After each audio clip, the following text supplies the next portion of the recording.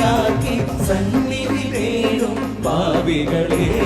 സംക്രമ സന്ധ്യ നിങ്ങളുടെ ചിരിയിൽ കുങ്കുമമൊഴിയും അയ്യപ്പൻ